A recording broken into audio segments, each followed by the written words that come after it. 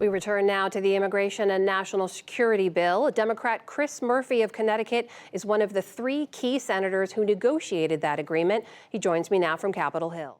Senator, welcome back to the NewsHour. Thanks for joining us. My colleague Lisa Desjardins reported earlier on some of the details in that bill, also reported that House Speaker Johnson says the bill is dead on arrival. Where is the path forward now, and what's your understanding of what House Republicans would agree to at this point? Well, let's just go back and understand why we're here. Last fall, Democrats tried to pass funding for Ukraine necessary in order to stop Russia from succeeding in their invasion. And Senate Republicans said to us, we're not willing to support Ukraine funding without border provisions. We engaged for 4 months in a good faith negotiation on the border, in part because we know the president needs new authorities to control the number of people who are crossing. And we achieved that agreement that allows the president to shut down parts of the border when crossings get very high, that dramatically reforms the asylum system so that it doesn't take 10 years any longer to get a claim processed. It will now take 6 months, and lets more people into the country legally with an expansion of family and employment visas. But now Republicans seem to be getting cold feet because Donald Trump has said, and his allies in the House have said, we don't want to pass any bipartisan border reform. We'd rather leave the border open and chaotic because it will help President Trump in his upcoming reelection.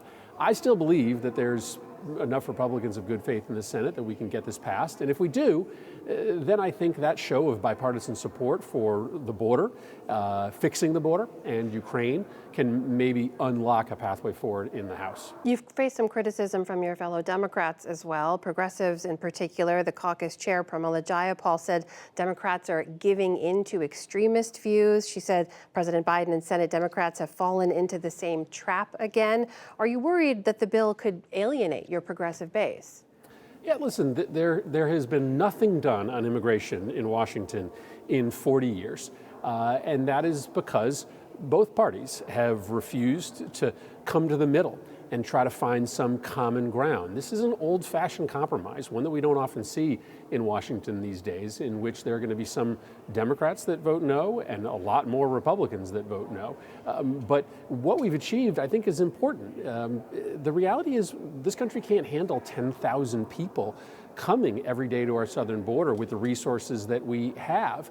We shouldn't be okay with an asylum claim taking a decade before it's ultimately processed. So the reforms we're making here are going to make more sense of a broken immigration system. I know it's not everything that the left wants, it's not everything that the right wants, but I think our job is to come here and find these tough compromises. Well, the bill has some $20 billion for the border, but the bulk of the money is for Ukraine, some $60 billion of what's been called critical funding for their war against Russia. If there's no path forward for this particular bill, how else could you move that aid in some kind of expedited way to Ukraine?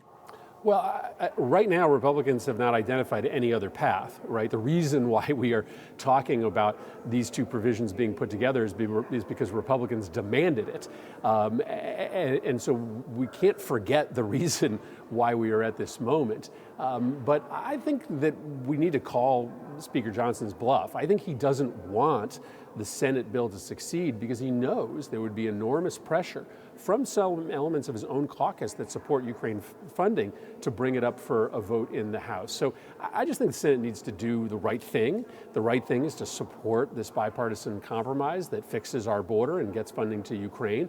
And then hopefully that changes some of the realities in the House. I haven't heard a better plan from any of these Republicans who right now seem to be content to sit on the sidelines and complain and critique, but not actually get in the room as Senator Lankford, Senator Sinema, and myself have. So to be clear, you think once this passes, if this is able to pass in the Senate, that creates enough pressure to change the dynamics in the House? What have you seen that leads you to believe that could be true? Well, what I'm saying is that I don't know what the alternative plan is. Speaker Johnson right now is just offering complaints. He's not actually proposing any bipartisan solution to fund Ukraine and fix the border. And the reality is there are two parties in Washington. Republicans don't get to dictate everything that happens here. That's why I reached out to Senator Lankford. That's why he reached out to me. That's why we forged this bipartisan compromise. Until I hear a better idea on how to get a bipartisan compromise, the one we've achieved is the only one that's possible to pass and be signed into law. Senator, before I let you go, I have to ask about another provision in the bill that includes, we should say, the aid for Gaza, among other places, but it strips funding for UNRWA, which is the United Nations agency that operates inside of Gaza. That's because Israel accused 12 of their employees of being part of the October 7th attacks. But we've heard UNRWA is the only group capable of actually delivering aid on the ground. So is there any other group on the ground that you think could actually get the aid where it needs to go? So I do. UNRWA has been a very effective group in getting aid to people in need. We're also learning that elements of UNRWA are compromised. This was a demand of Republicans. The only way that they were willing to support any humanitarian aid into Gaza was to strip out the authority for that money to go to UNRWA. We didn't feel like it was the responsible thing to abandon humanitarian aid completely. And we also do know that groups like the Red Crescent, groups like the World Food Program, other smaller not-for-profit actors on the ground can get this key humanitarian aid out. So we believe that we can find good, responsible, vetted partners. We also believe that some of our allies in and around the region and in Europe will be able to help UNRWA keep their operations up and running. All right, Democratic Senator Chris Murphy from Connecticut. Sir, thank you for your time. Good to speak with you. Thank you.